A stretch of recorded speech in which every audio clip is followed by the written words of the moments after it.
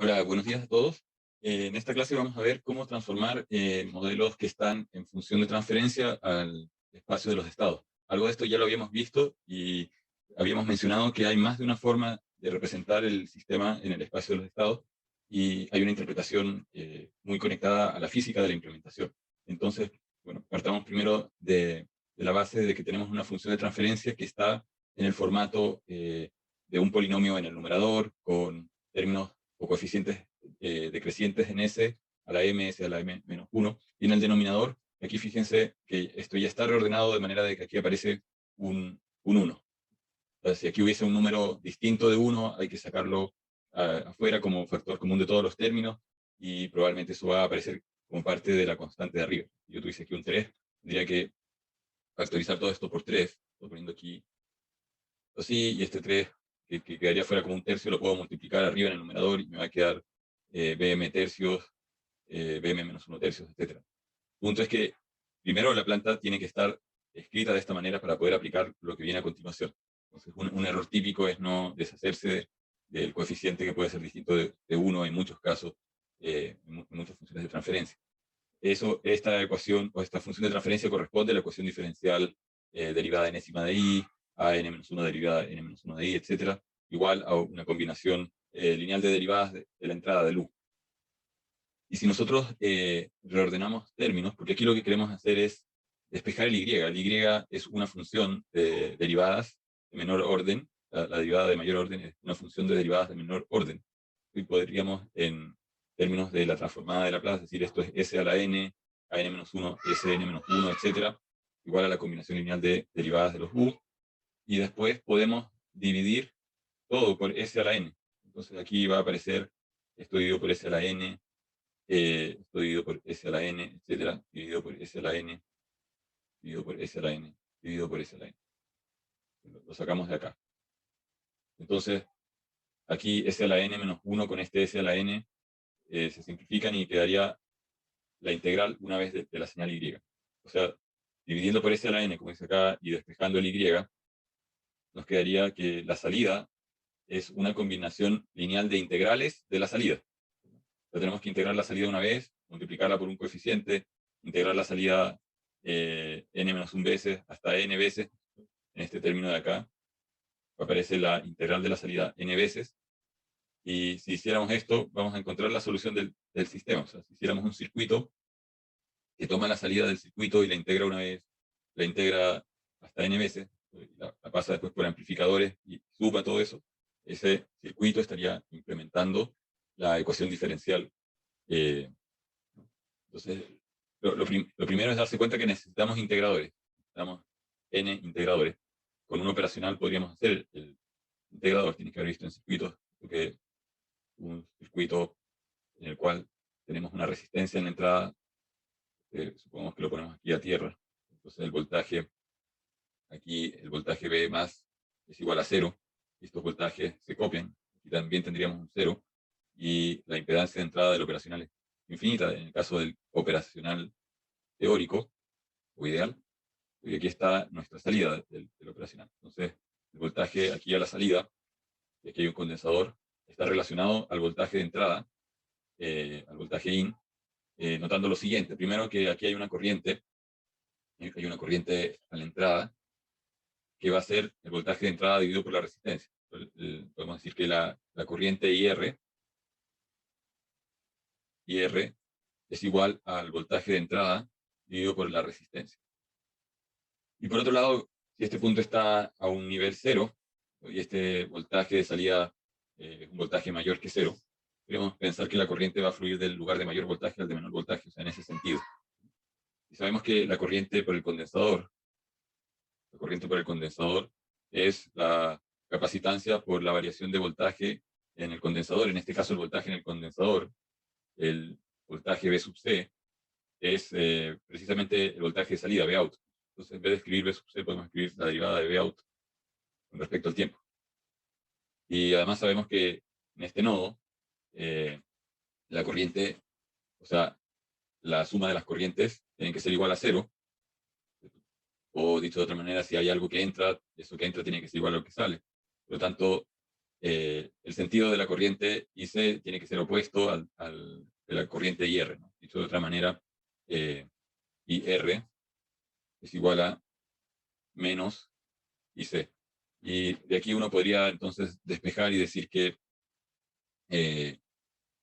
el C por dB out a dt es igual a menos el voltaje de entrada dividido por R. Y podemos integrar esta ecuación.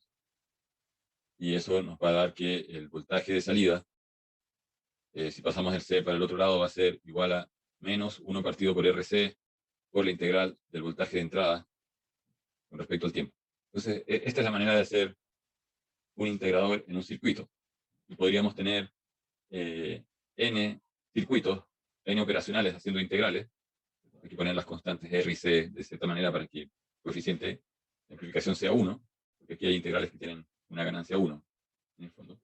Y podemos entonces definir estados, es decir, que la señal que entra al integrador número 1, al primero, se llama xn punto. Y lo que va a salir de ahí va a ser xn. Pero a su vez, xn es igual a una señal auxiliar que la llamamos xn menos 1 punto. Y si integramos xn menos 1 punto, lo que sale es xn menos 1 sin el punto.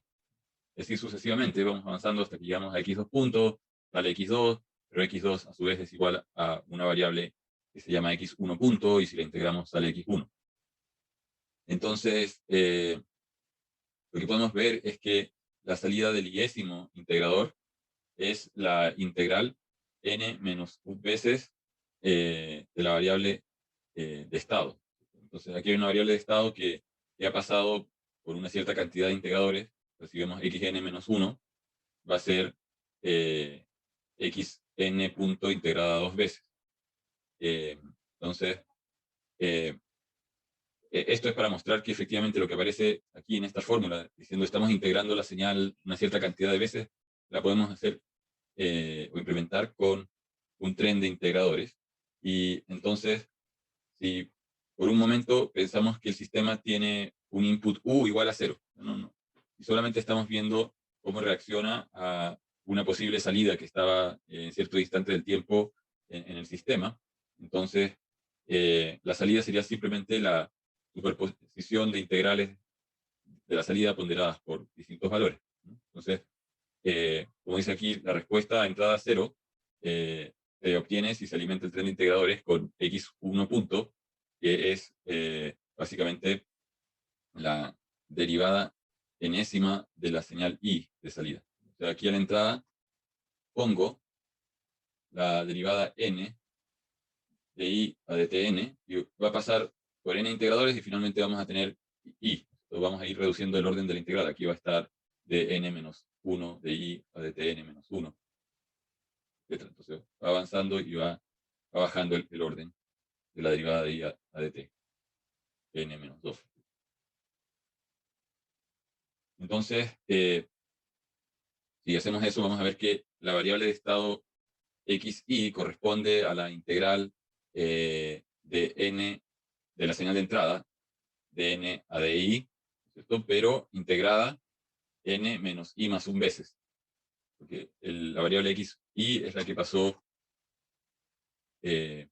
por, si invertimos el orden, la x2 es la que pasó por n menos 1 integradores.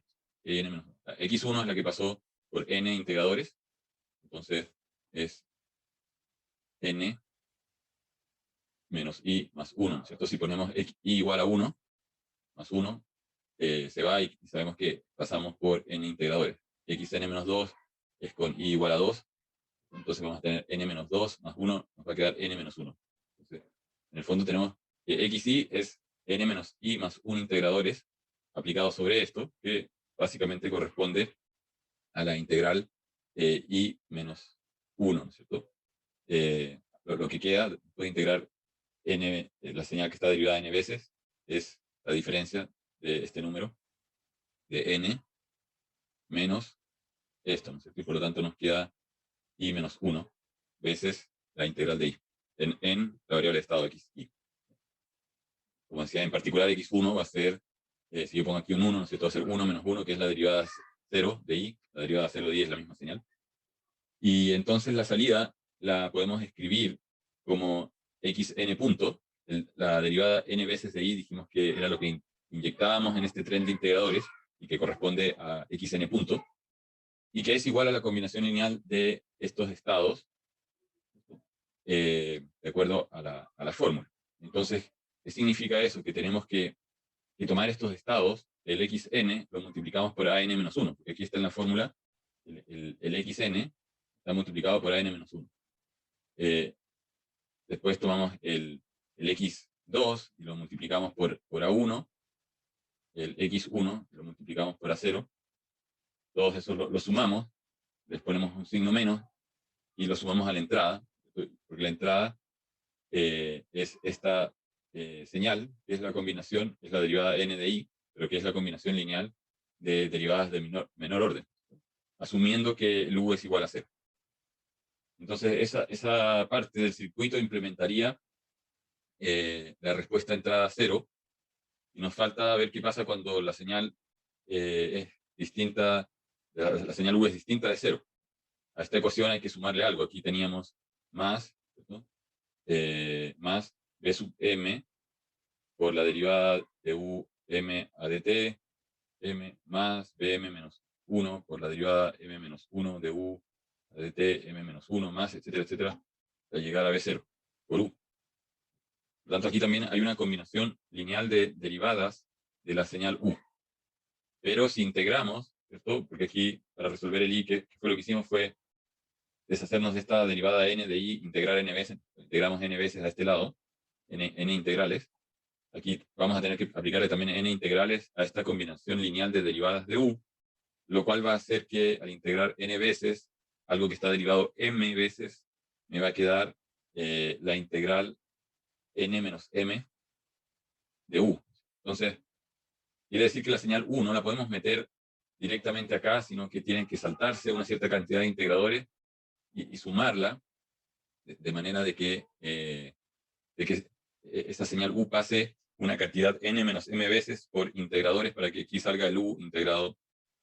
En el fondo hay una superposición de señales.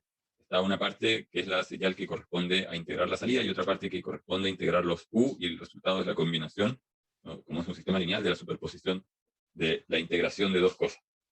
Entonces, como dice acá, si el u es distinto de 0, la salida del iésimo integrador va a incluir la parte que corresponde al y, que esto ya lo teníamos hecho, pero además va a incluir la integral de u n menos i más 1 veces. Aquí en realidad este dt uno tendría que escribirlo como estamos haciendo n menos i más 1 integrales, tendríamos dt, etc. Y que se escribe en forma compacta poniendo el dt elevado a n menos i más 1. No es una integral, hay que tener cuidado ahí, no es una integral de un instante, sino que es o de una etapa, sino que en realidad de n menos i más una etapa. Entonces, en particular vamos a ver que el x de n, si ponemos el i igual a n, entonces vamos a tener n menos n más 1, y eso nos va a dejar con una sola integral de u menos esto. Y por lo tanto, la señal xn es u menos esta integral. O sea, u menos esta sumatoria. Pero, por otro lado, la derivada del término 1, que a veces es la variable xk. Si yo tomo la variable 1 y avanzo en el sentido opuesto, derivando, entonces llego a la variable xk, ¿no? Entonces podemos reescribir la derivada n de x1 como u menos la combinación, estos x sub k los estamos escribiendo como derivadas de la señal 1, ¿no? Todos ellos los estamos expresando en función de derivadas de la señal 1, que es la que estaba al final, ¿no? Es la que está acá. Entonces, si yo digo que x1 punto es igual a x2 y que x2 punto es igual a x3, y que x3 punto, lo voy a poner acá abajo, x3 punto es igual a x4, entonces si yo reemplazo, si yo derivo x1, me queda x2 punto, que es igual a x3.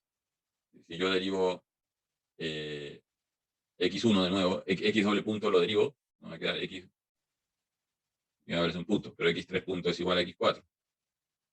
Y si derivo x4, etc. Entonces, lo que se van a dar cuenta es que x3 punto, que es igual a x4, también es igual a x1, derivado 3 veces. Entonces, el 4 es derivado 3 veces del x1. El x3 es derivado 2 veces el x1, etc. De ahí sale este término de acá. El x sub k es la derivada del x1, k menos 1 veces. Por lo tanto, podemos dejar esto expresado todo en términos de x1. Y entonces, la salida, entonces la podemos definir como ¿qué cosa? Como la sumatoria de los b sub k por x de k, y esto va a ser la combinación de las derivadas de x1 con respecto al tiempo, y entonces vamos a tener que la señal u es la derivada de x1 n veces. Si vamos aquí a la señal u y la integramos, entonces o sea, yo puedo aquí en esta ecuación, ¿no es cierto? Podemos ver que la señal u es ¿qué cosa? Es derivada n de x1 a dt n más la sumatoria de ak menos 1 por la derivada de k menos 1 de x1 dt de k menos 1. Entonces podemos aplicar transformada de Laplace a toda esta expresión, y aquí nos está diciendo que la señal u es ¿qué cosa? Es la combinación lineal de derivadas de la señal x1. Pero por otro lado teníamos que la salida era también la señal i es también la combinación de derivadas de orden k-1 multiplicado por los coeficientes bk-1 aplicado sobre x1. Entonces y nosotros definimos la salida de esta manera. Uno podría decir, pero ¿por qué estamos definiendo la salida así, como una combinación de estas derivadas?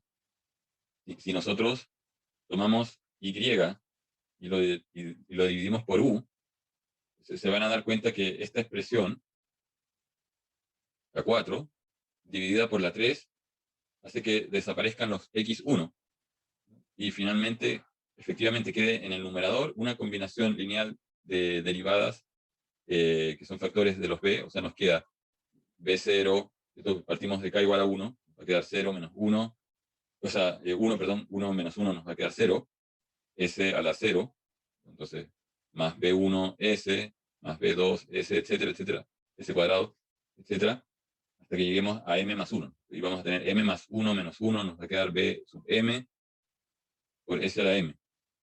Y abajo nos va a quedar el s a la n más, y esto vale n, es n menos 1 a n menos 1 por s a la n menos 1. Vamos haciendo la sumatoria al revés, el último término hacia adelante hasta el 1, ¿no? Y nos damos cuenta que va a quedar exactamente el polinomio del denominador. Por lo tanto, aquí la señal u que proviene de esto, construida como una combinación lineal de derivadas de x1, se puede implementar de la siguiente manera. O sea, estamos diciendo y es la sumatoria de b1, b2, multiplicando estos estados. Entonces, esa es la fórmula. Esta es la fórmula 2. La fórmula 2 es definir la salida y como esta combinación lineal de los estados x, que equivale en Laplace a esta fórmula 4, está generando la salida y del sistema. Pero por otro lado, nosotros sabemos que la señal que se alimentaba acá cuando estábamos haciendo la respuesta de entrada a cero, era la combinación lineal de, estos, de las salidas de cada integrador multiplicado por los coeficientes A. Entonces, este circuito que uno podría implementar, donde cada uno de estos circuitos es un amplificador, si uno lo hiciera en forma analógica, un amplificador operacional puro, ¿cierto? Tiene una ganancia que va a ser el número correspondiente al número que hay acá en esta ecuación, con una cantidad de operacionales que están haciendo la integración. Entonces, en número de operacionales necesitaríamos n integradores, necesitaríamos los coeficientes que van acá, ¿cierto? Que van a ser n también, porque esto es n-1, pero parte en 0. N veces ganancias a sub i, necesitamos, esto puede que llegue hasta el orden b sub m, por lo tanto, vamos a tener desde b sub 0 hasta b sub m, vamos a tener m más 1 para los coeficientes b sub i, y después vamos a tener que usar un operacional como sumador acá, y otro operacional acá, y otro operacional acá, porque este de acá invierte el signo y se suma con otro que está haciendo la suma. Entonces, al final necesitamos una cantidad de 2n más m más 4 operacionales, op-amps, para hacer este circuito que hace la ecuación diferencial. Y en términos de las variables de estado que tenía el circuito, decíamos que la derivada de la señal i, el xi punto, era igual a xi más 1. Si van y chequean el gráfico, ¿no es cierto?, y las etiquetas que fuimos poniendo en cada línea, ocurre eso, y dijimos que xn punto era igual a la combinación de todas las otras derivadas más u, y por otro lado, el i lo definimos como esta combinación lineal. Entonces, cuando uno ordena esto en términos de matrices, uno ve que la variable, o sea, aquí tendríamos x1 punto de esta ecuación, ¿cierto?, es igual a x2, que x2 punto es igual a x3, etcétera, etcétera, hasta que llegamos hasta xn menos 1 punto, que es igual a xn. Y después xn punto es igual a la combinación, ¿cierto?, de variables de estado x1, x2. Entonces, matricialmente eso lo podemos poner como una matriz A que multiplica al vector x1, x2, etcétera, etcétera, hasta xn. Entonces, la primera fila, multiplicando esta columna, nos da justo el x2, porque el 1 está corrido. Después la segunda fila, con el 1 corrido, nos da el x3, que sería acá. En la tercera posición nos da el x3, que es esta ecuación de acá. Por eso aparece una diagonal de 1 que está corrida sobre la diagonal de ceros. Esta es la diagonal de ceros, excepto el último término que no tiene un 0. El último término multiplica el xn. Aquí el an-1 está multiplicando el xn. Y el a0, el signo negativo, está multiplicando el x1. La última fila de la matriz contiene los a que están en el denominador de la función de transferencia. Fíjese que aquí aparece el u. Entonces, en todas las otras filas no hay u, solamente en la última ecuación, la de xn punto. Por eso aquí aparece un 1. Y después en la ecuación de salida, nosotros dijimos la salida se construye como la combinación lineal de los estados x1, x2, etc. Por lo tanto, en el vector de la matriz C vamos a tener b0, b1, b sub n menos 2, b sub n menos 1. Al principio del semestre, cuando vimos cómo transformar de variables de estado, o sea, de función de transferencia a variables de estado, utilizamos una argumentación levemente distinta, porque no quise mostrarles que esto tenía una relación a una forma específica de implementarlo circuitalmente para no enredar la explicación. O sea, para entender bien el reordenamiento de esas integrales hay que hacerlo con calma. No sé si quede claro de la explicación que hice ahora. Vean el video de nuevo, traten de escribir, de expandir esas sumatorias para darse cuenta que esa expansión efectivamente es la ecuación. Son partes de la ecuación diferencial que se están reordenando y combinando de distinta manera, ¿no? Pero finalmente el punto es que al llevar eso a un sistema de ecuaciones diferenciales ordinarias de primer orden, porque al introducir estas variables de estado asociadas a cada integrador, lo que estamos haciendo es expresar esto en variables de estado con una definición específica, vemos que queda esta forma de matrices que se denomina la forma canónica controlable. Ahora, hay gente que en cierta época, ¿cierto?, de la historia del desarrollo de la electrónica y de los circuitos, investigó sobre cómo implementar ecuaciones diferenciales en circuitos y cómo poder usar la menor cantidad de componentes o de operacionales para poder simular el circuito. Estamos hablando de la época en que muchas cosas se simulaban en forma analógica y no digitalmente en un computador. Entonces, para simular un sistema del mundo real para el cual uno sabía cuál era la ecuación diferencial, uno podía armar un circuito que tenía las constantes obviamente sintonizadas o ajustadas de manera que coincidieran con los términos de la ecuación diferencial y ver cómo ese circuito respondía y simular en forma analógica y no digital. Entonces, esto como que se ha perdido un poco porque ya no se simula en general de manera analógica, pero la secuencia de integradores que hemos puesto en serie se conoce como la técnica de programación directa. Es raro hablar de programación porque en realidad uno está construyendo un circuito, pero en esa época era la manera en que se, entre comillas, programaba, cuando no había una manera de implementar código. Y no necesariamente es la mejor manera de implementar la simulación, porque después notaron que habían otras maneras de ordenar los integradores. Eh, entonces, hay programaciones que son iterativas, llamadas programaciones iterativas, programaciones paralelas o anidadas, y hay otras versiones que son prueba y error, poniendo estados y tratando de combinarlos de cierta manera de que al final la combinación resulte en una ecuación diferencial que coincide con la del sistema que uno está tratando de simular. Hay otra manera importante de ordenar las cosas, que es la llamada forma canónica observable. ¿Y esa de dónde sale? Teníamos, ¿cierto?, este y escrito como una combinación lineal de integrales de los y. Entonces, al aplicar transformada de Laplace, teníamos las integrales de los y también integrales de la señal u. Son combinaciones lineales de la integral de la señal y de la señal u. Y uno se puede dar cuenta de que en estas integrales aparecen términos que son del mismo orden.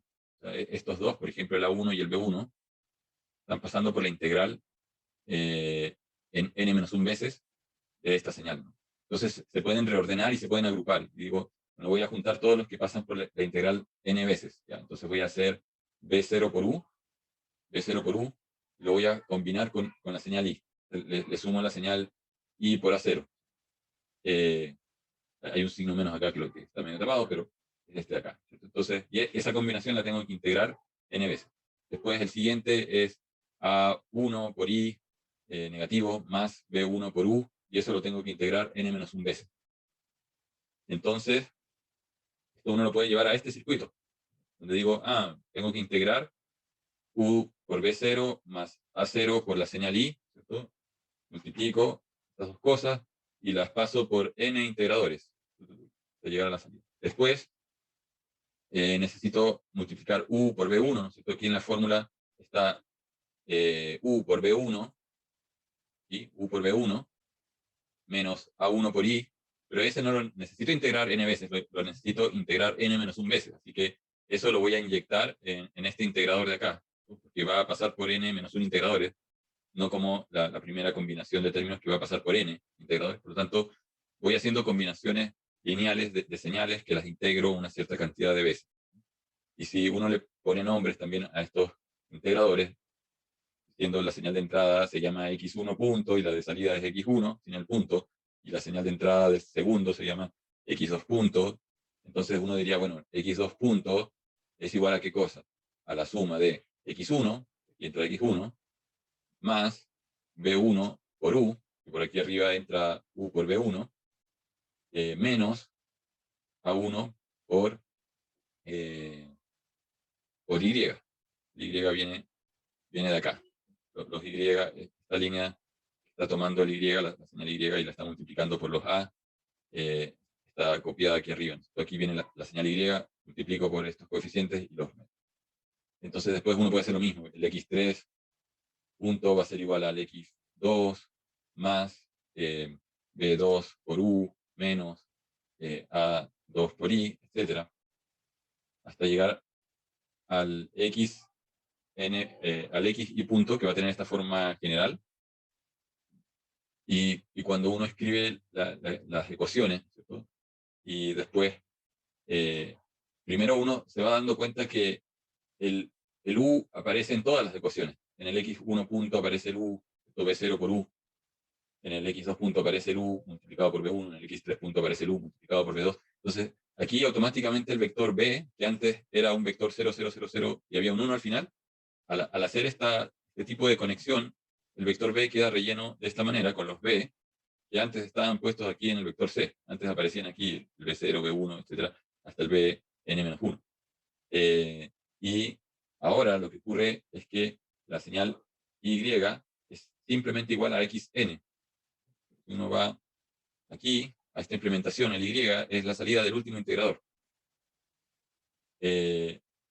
Nuevamente, uno puede hacer el análisis, ¿cierto? Y convertir esto a función de transferencia, siendo S menos A a la menos 1 por B más D por C, y se van a dar cuenta que la función de transferencia f de S que resulta de armar la matriz de esta manera es exactamente la misma que la que resultaba usando las otras matrices de la forma canónica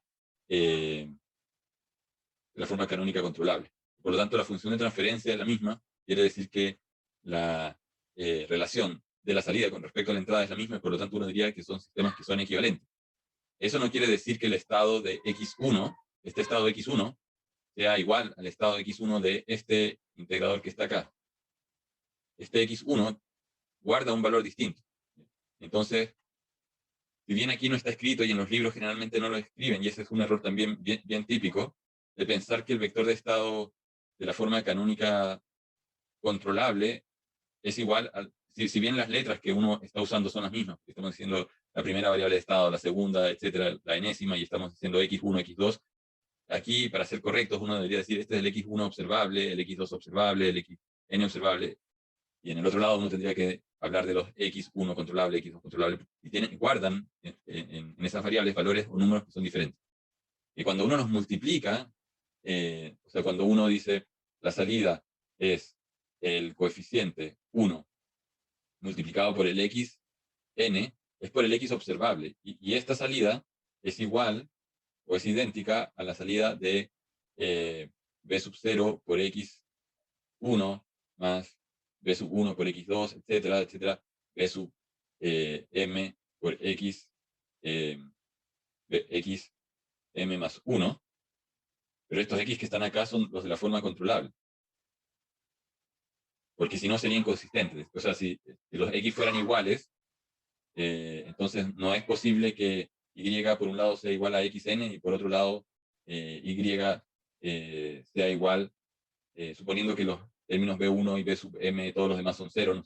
No puede ser igual al mismo tiempo y igual a xn y al mismo tiempo y igual a x1.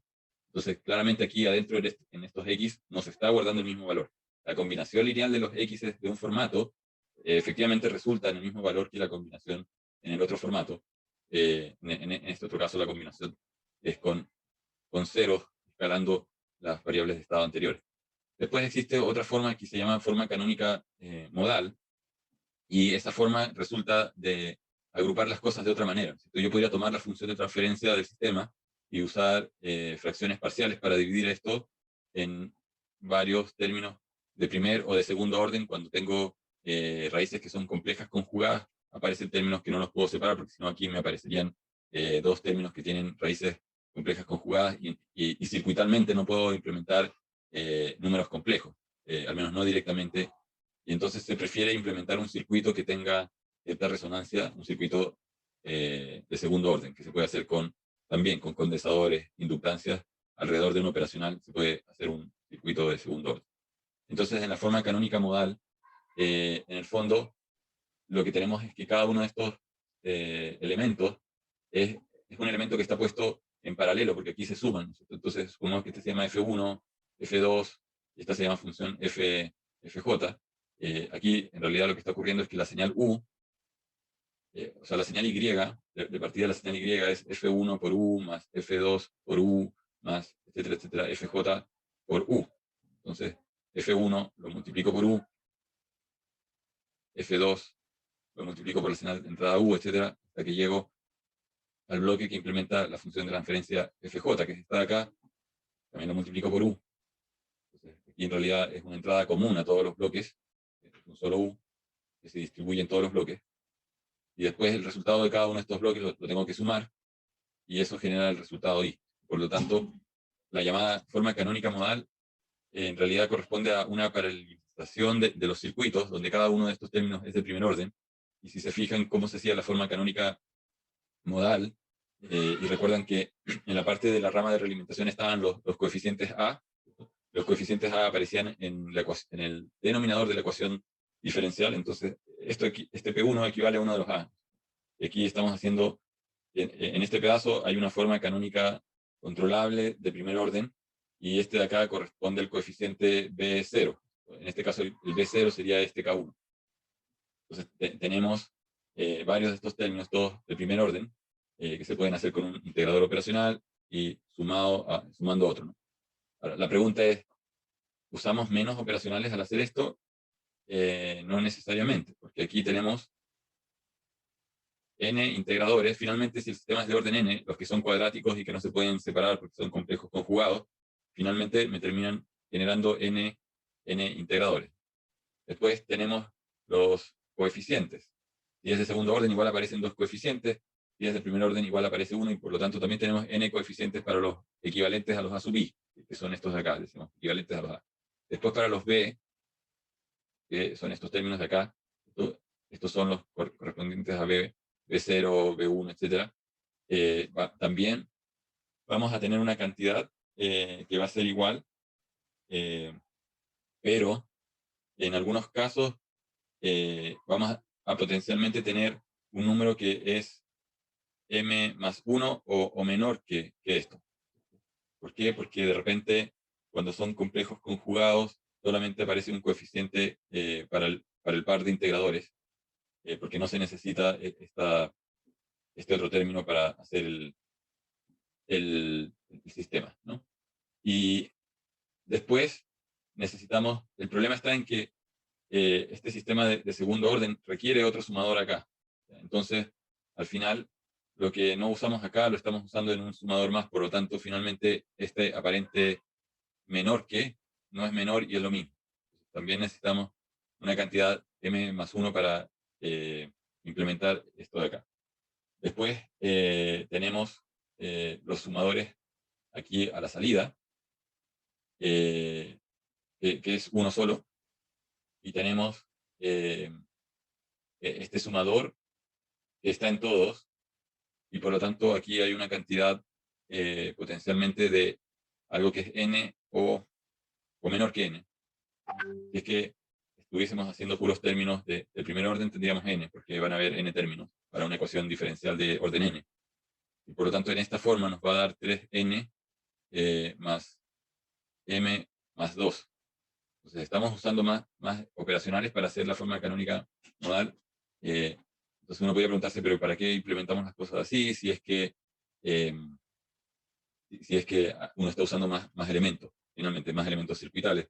Y la ventaja puede estar dada cuando uno quiere analizar cuál es el modo de respuesta de cada término, porque aquí, en el fondo, lo que hemos hecho es separar la ecuación característica del lazo abierto en términos de sus polos, y uno quiere ver cómo está respondiendo el sistema en alguno de estos polos.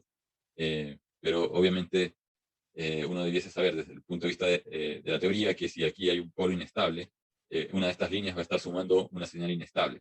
Por lo tanto, también hay aspectos que tienen que ver con la implementación, que al final, si bien el sistema en lazo cerrado se podría estabilizar, como hemos visto, la simulación circuital en la práctica no necesariamente es realizable, porque para que el sistema entero sea estable, uno asume que el controlador que uno pone afuera logra regular este sistema, pero internamente algunas de las variables de este sistema se tienen que sumar con otras que tienen que cancelar la inestabilidad. Entonces, si por aquí hay uno de estos que es inestable y diverge hacia infinito, alguna de estas otras líneas tiene que estar haciendo lo mismo, pero en dirección opuesta, para que la suma se contrarreste y al final el resultado sea estable.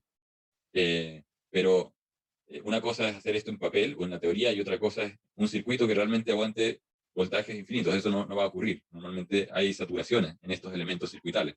Por lo tanto, la simulación implementada de esta manera no necesariamente funciona, ¿no? Hay problemas que en el circuito no se notan. Pero, desde el punto de vista del análisis, cuando uno reordena las ecuaciones puestas de esta manera, voy a borrar aquí todo, todo esto. Aquí también hay nombres o etiquetas para los estados de estos integradores. Y uno puede plantear entonces un sistema de ecuaciones. Uno puede darse cuenta que la derivada iésima es igual a menos p por x1 más u, ¿no? Cuando uno viene acá y uno dice, bueno, x2 punto es igual a qué cosa, es igual al u menos p2 por x2, porque x2 como que se realimenta por acá. Y después cuando uno arma las matrices, a diferencia de la forma canónica controlable o de la modal, que quedaban con, ya sea con una fila de valores aquí abajo o con una columna de valores en la última columna, la forma canónica modal queda prácticamente diagonal. Queda diagonal o queda con un subbloque que tiene una forma antisimétrica, porque queda con un término positivo y uno negativo para poder generar estos complejos conjugados.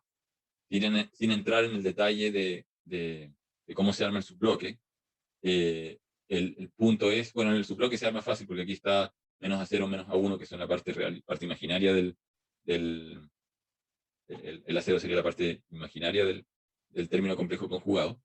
El punto es que como queda una matriz que es diagonal, calcular e a la a t cuando a es diagonal es simplemente e a la p1t negativo, e a la p2t negativo, etcétera, etcétera. Y aquí en estos subbloques queda seno de alfa 0 por t, perdón, queda coseno de alfa 0 t, coseno de alfa 0 t, menos seno de alfa 1, alfa 0, perdón, t, seno de alfa 0t, todo esto multiplicado por e a la menos alfa 1t.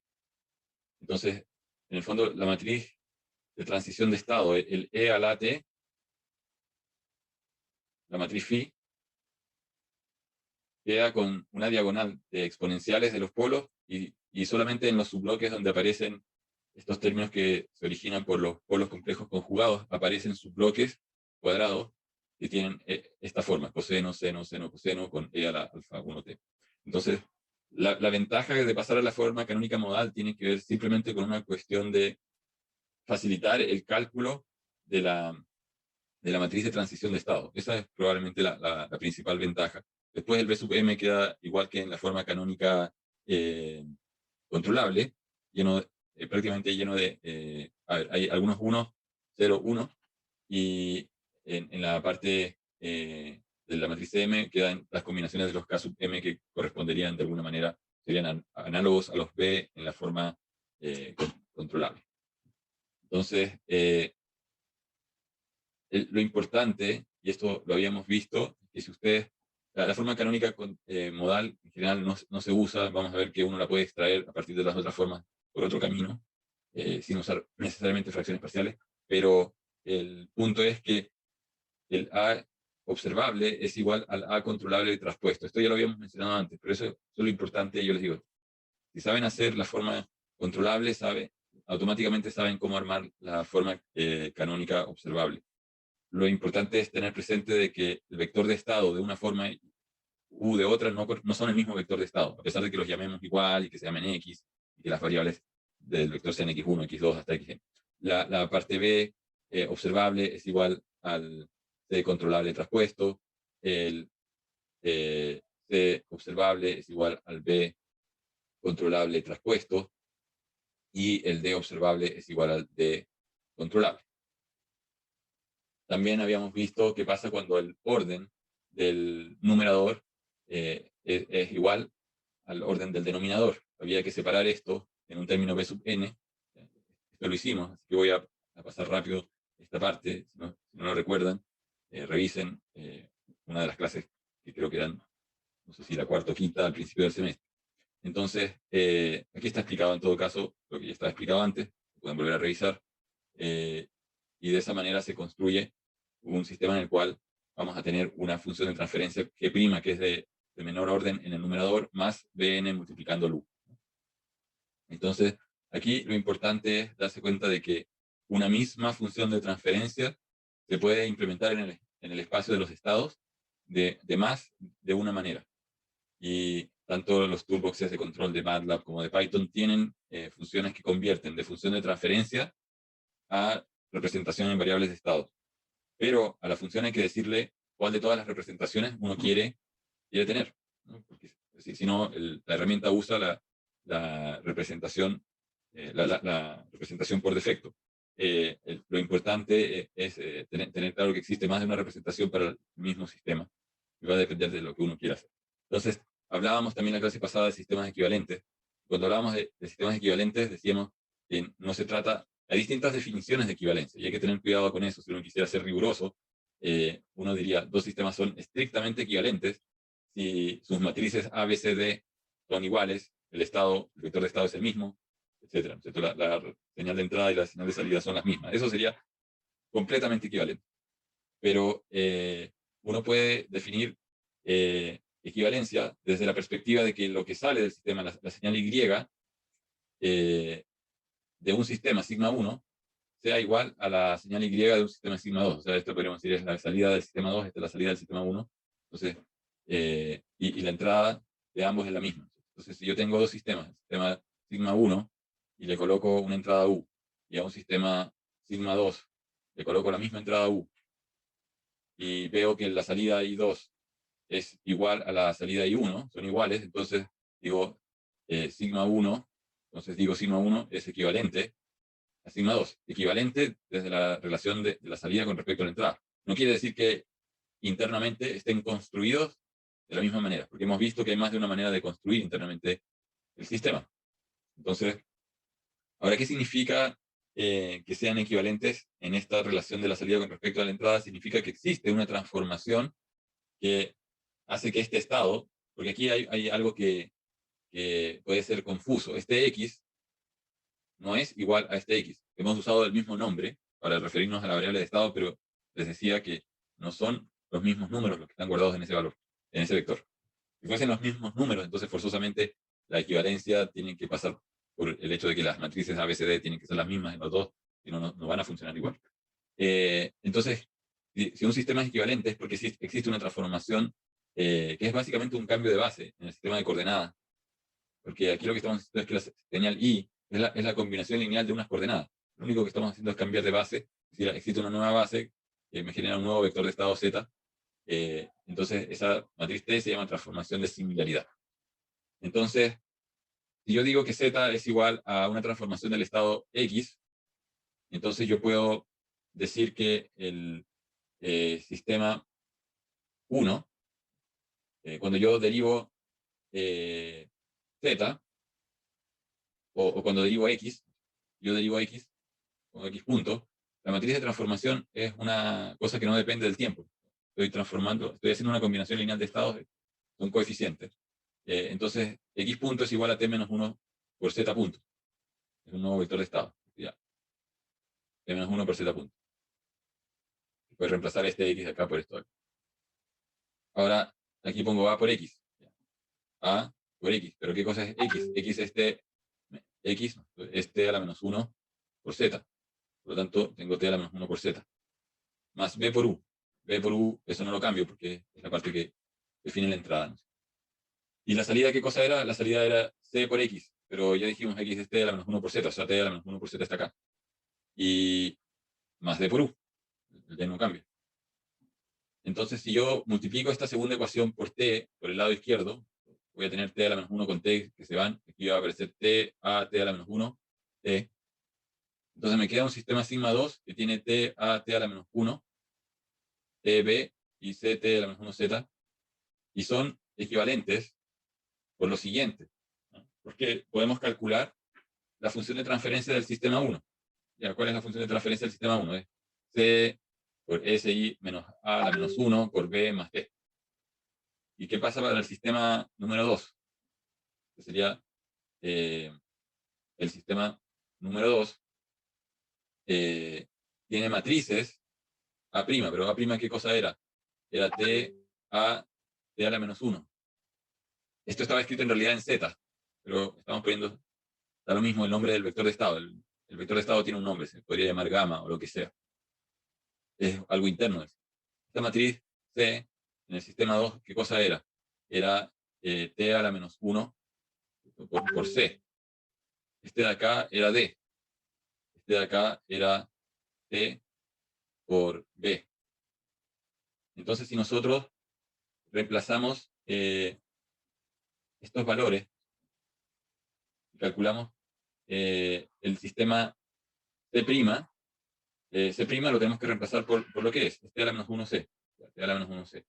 A', ¿qué cosa es? Es T a T a la menos 1. T a T a la menos 1. B', ¿qué cosa es? Es TB. Ya, TB. D' es D. Y después hay que hacer la multiplicación, o sea, aquí yo puedo multiplicar por T, porque lo saco como factor común, lo pongo aquí, este T, lo pongo aquí, y por otro lado, tengo un T a la menos 1, que es este de acá, que lo saco. ¿No? Cuando estos dos T, T y T a la menos 1 se encuentren multiplicando este I, va a quedar I igual. Así que puedo factorizar por T y T a la menos 1 el término interno. Y una vez que tengo factorizado el término interno por T, T a la menos 1, lo saco fuera del paréntesis y queda T a la menos 1, T, SI menos A a la menos 1 por T a la menos 1, T, y se van, son la identidad. Entonces, el sistema 2, para sigma 2 debería haber aparecido aquí, no sé por qué se corrió, para sigma 2, esto que estamos haciendo acá es para sigma 2, el sigma 2 nos queda exactamente con la misma función de transferencia. Estamos haciendo esto para el sistema que tenía los primas. Y si este sistema que tiene los primas se originó por haber hecho una transformación z igual a t por x, vemos que ambos hacen lo mismo, ¿no? Entonces, a la conclusión que llegamos es que si yo hago la transformación lineal de un sistema que tiene un cierto vector de estado con una matriz T que es invertible y creo un nuevo vector de estado Z aplicándole T a X al vector de estado original, lo que obtengo es un sistema que es equivalente. Entonces, uno puede ver que el sistema va a ser igual. Ahora, con respecto a la forma canónica modal, y aquí conectamos, bueno, ¿cuál es? Hay algo que viene de álgebra lineal, que tiene que ver con el siguiente hecho. Cuando tengo este tipo de transformación, ¿no es cierto? Tengo una matriz A' que es igual a T a la menos 1, y elijo una matriz de transformación T que es igual a la inversa de la matriz P. La matriz P es la matriz de eigenvectores de la matriz A original. O sea, si yo calculo los eigenvectores de la matriz A, no sé si se acuerdan de eso de álgebra lineal, y calculan la matriz inversa de los eigenvectores y definen T como la matriz inversa de los eigenvectores y la ponen acá, o sea, ponen aquí P a la menos 1 a P a la menos 1 a la menos 1 es P. El resultado es la matriz A diagonal que contiene los eigenvalores. Aquí aparecen los lambda de la matriz A. O sea, los lambda son los eigenvalores de A. Entonces, esto de usar matrices de transformación del vector de estado para transformar el sistema original permite, si es que utilizo, y esto es un resultado que viene de álgebra lineal, una matriz T de transformación, que es la matriz de eigenvectores a la menos 1, puedo diagonalizar la matriz A. Esa diagonalización sirve para calcular rápido la matriz de transición de estado, porque necesitamos calcular E a la AT. Entonces, el sistema original, voy a escribir acá, el sistema original puede que sea un sistema que tiene un vector de estado x de t igual e a la a t más la integral de e a la a t menos tau b por u de tau. Esto actuando sobre x0 aquí en factor x. Y calcular esta exponencial a veces es difícil. Entonces, ¿cuál es el truco que uno hace? Uno dice, bueno, voy a encontrar algo que me transforme el estado original y me dé un nuevo estado z de t que sea una transformación p a la menos 1 a, o sea, perdón, p a la menos 1 el vector de estado original. Entonces, esta matriz t por x de t va a ser igual a p a la menos 1 x de t.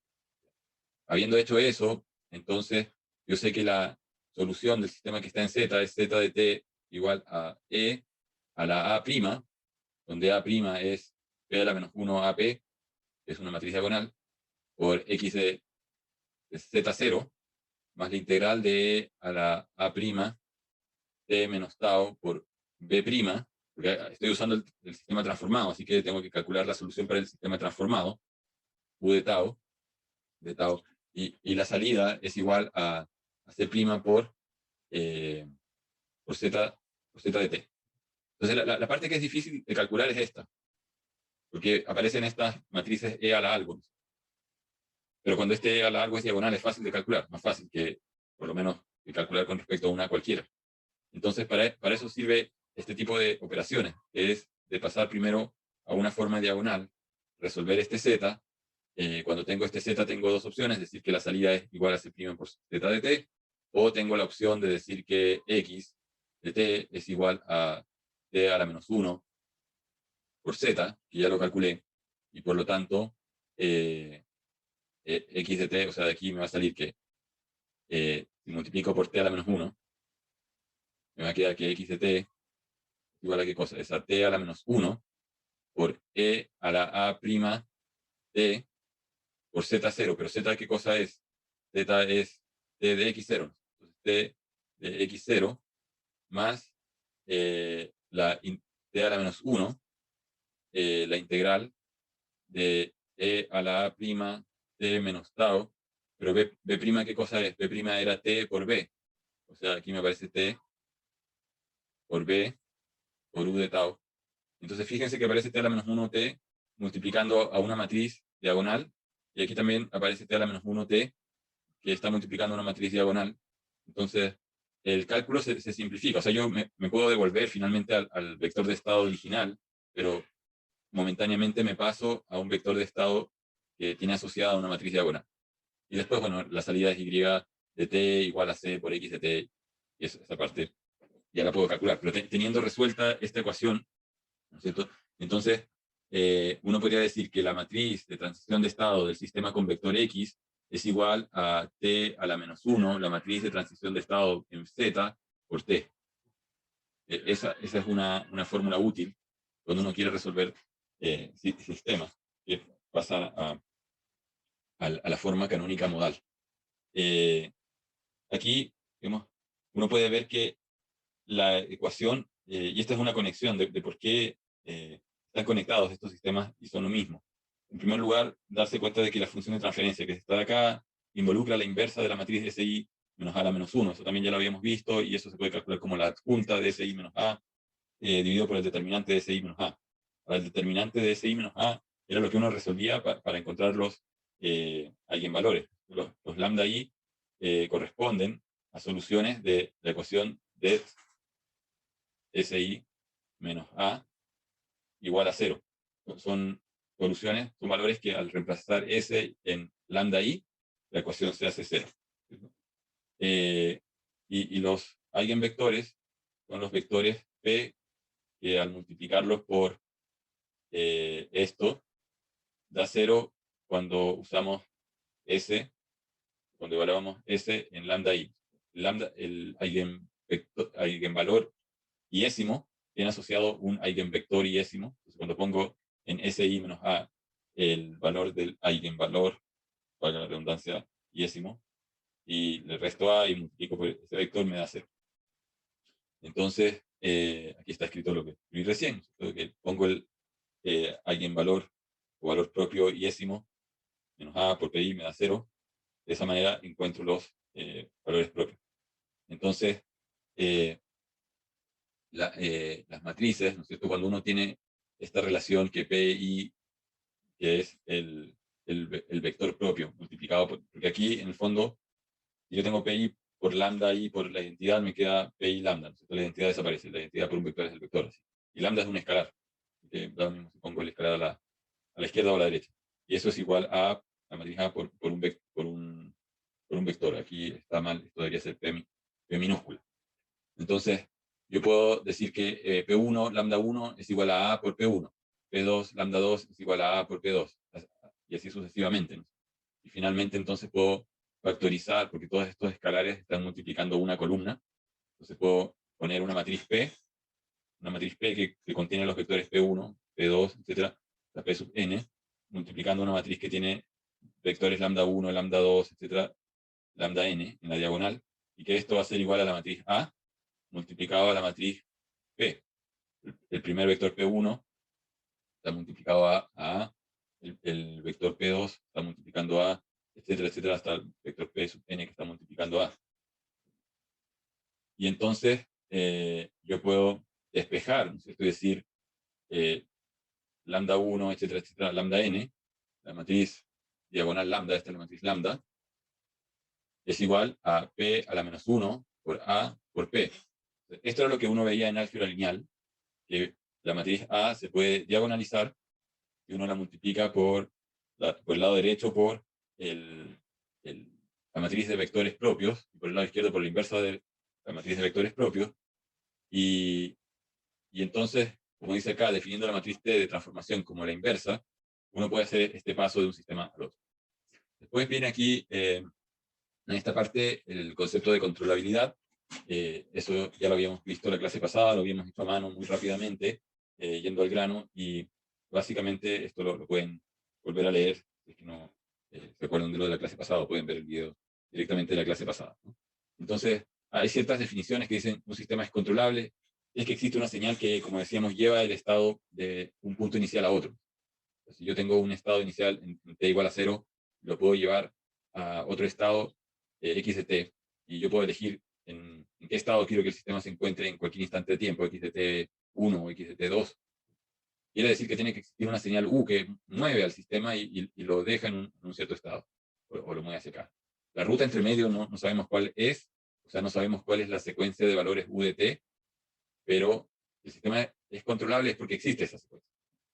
Entonces, básicamente, nosotros la motivación para la condición de controlabilidad que dimos fue la de tomar un sistema que fuera discreto y dar pasos. Y salía una condición que tenía que ver con la invertibilidad de esta matriz, que es la matriz de controlabilidad. Entonces, hacer la justificación en el caso continuo es más complejo porque necesita algo que primero involucra la matriz de estado, pero hay que recordar que dentro de la integral, para saber a qué estado llegamos, está e a la a t menos estado. Entonces, esta integral es la matriz phi, y en el fondo tenemos que despejar u, lo cual significa que de alguna manera hay que deshacerse de este phi que está dentro de la integral y sacarlo para afuera, y se puede hacer haciendo ciertos supuestos de que esto es constante, y aparece algo que se llaman matrices gramianas de controlabilidad, que contienen las integrales de las matrices de transición de estado. Por eso se complica un montón la explicación. Pero también se puede demostrar para el caso continuo y uno llega exactamente a la misma conclusión. Entonces, no, por eso esa es la única razón por la cual no lo sé. Pero lo importante es entender esa regla y la regla de la observabilidad, que también decíamos, la observabilidad es la capacidad de poder saber desde dónde partió el sistema. O sea, si en este momento nos encontramos en un estado x de t, ese estado de x de t a partir de la matriz C, multiplicándolo por la matriz C, x de t por C, nos da una señal Y.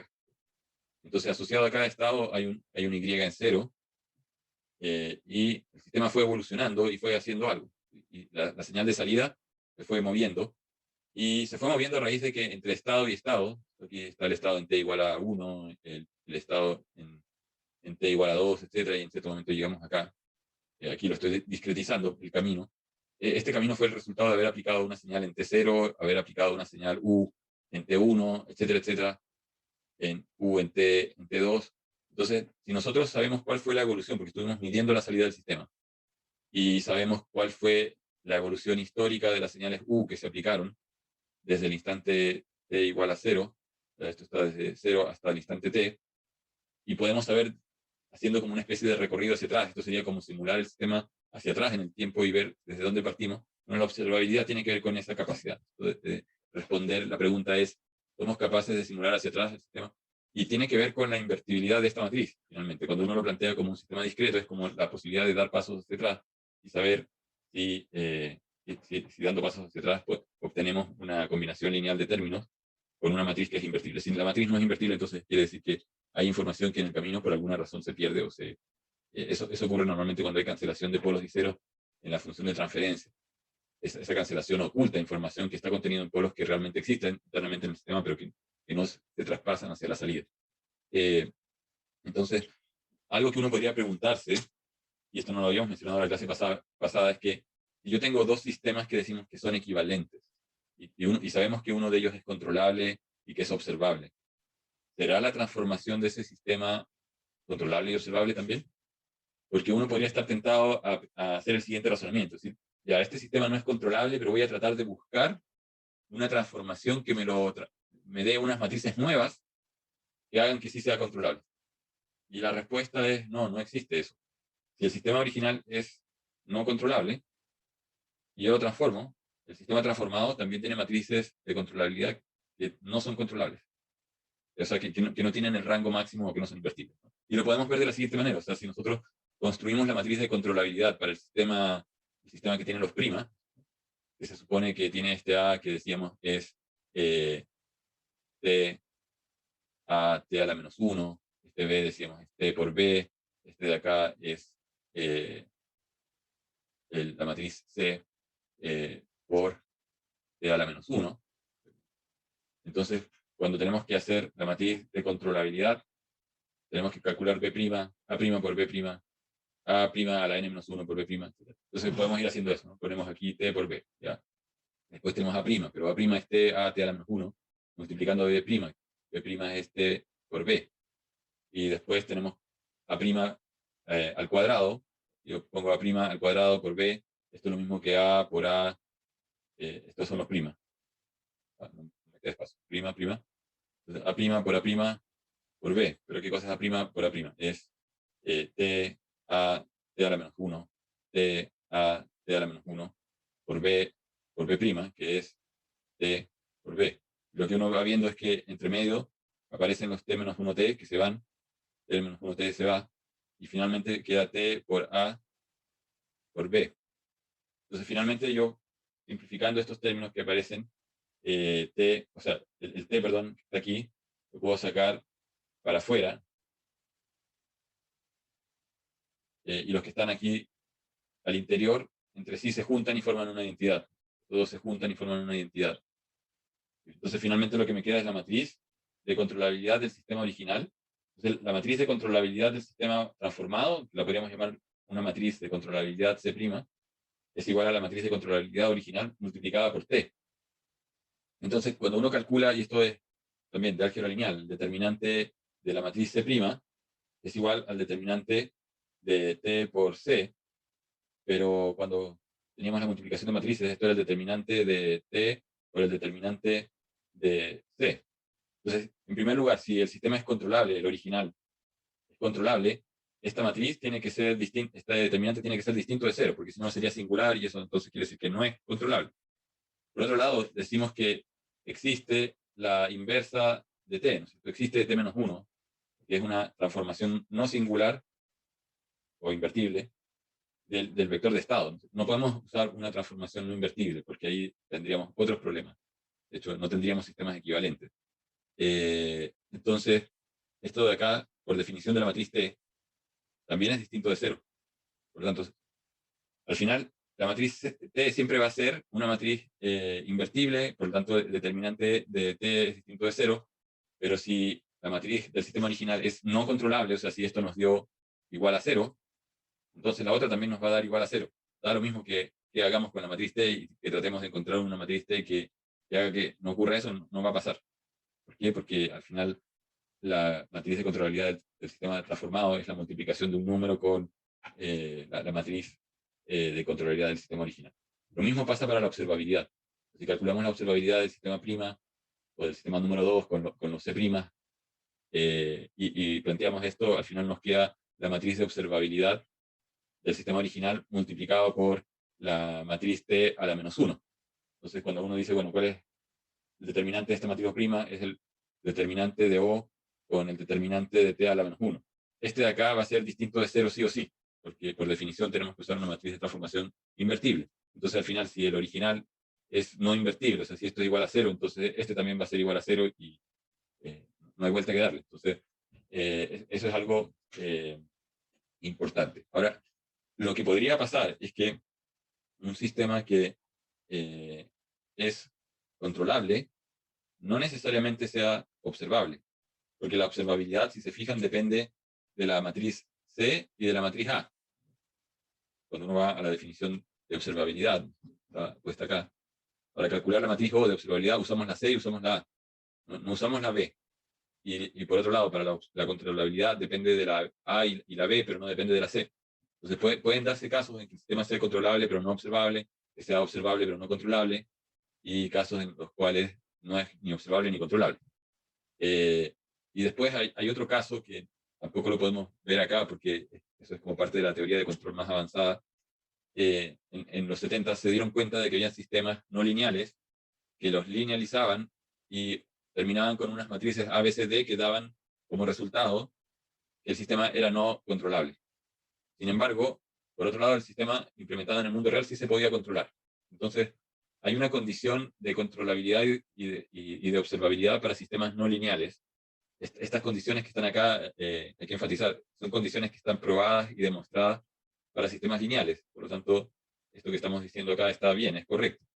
Pero hay que tener presente de que la conclusión a la cual llegamos de no controlabilidad para un sistema que fue linealizado no necesariamente implica que el sistema original no sea controlable.